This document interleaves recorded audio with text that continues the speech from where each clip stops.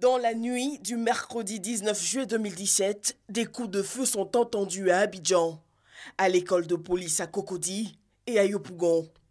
Aux premières heures du jeudi, le ministre d'État, ministre de la Défense, Ahmed Bakayoko, et le ministre de l'Intérieur et de la Sécurité, Sidiki Diakité, sont sur le terrain. Des enquêtes sont aussitôt diligentées. Elles seront éclairées par les vidéosurveillances de la direction informatique et des traces technologiques. 5 présumés acteurs de l'attaque ont été interpellés. Leurs aveux ont été recueillis. On a fait 2 coups de sommation. Les 2 coups de sommation étaient un code pour dire aux autres de venir, de rentrer en l'entrée secondaire. La mission était de partir ici à Kodo. Le directeur de la police fait le point des arrestations.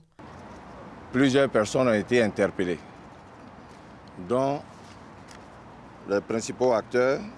Il s'agit de Guénien Rodrigue, dit Ecclésias, Séridois Alain, militaire déclaré grand malade en service au bataillon blindé d'Akwedo, le nommé Kwaku Kwasi Israël, dit Virus, le sergent de Fassi Boussou Wassa, militaire au bataillon blindé en service au CCDO, et le sergent de Fassi Pekula Mathias, militaire du bataillon blindé en service au CCDO.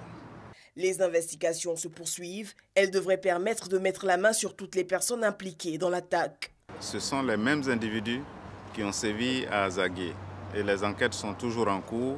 Malgré tous les efforts que font chaque jour tous les Ivoiriens pour que les souvenirs, n'est-ce pas, des moments difficiles soient derrière nous, malgré tous les efforts d'appel à la réconciliation du chef de l'État, il y a des personnes qui n'ont encore rien compris, qui sont très nostalgiques des moments de soubresaut.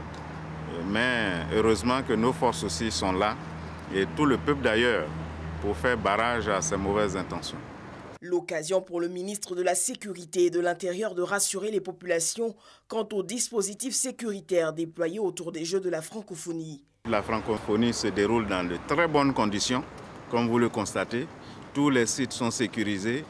Les étrangers qui sont venus nous visiter, les amis de la Côte d'Ivoire, vaquent tranquillement à leurs occupations. Ils font même du tourisme sur le territoire national. Et je peux vous dire qu'à ce niveau, nous n'avons pas d'inquiétude. À ce stade de l'enquête, la totalité des armes emportées a été récupérée. L'attaque avait fait un mort et un blessé.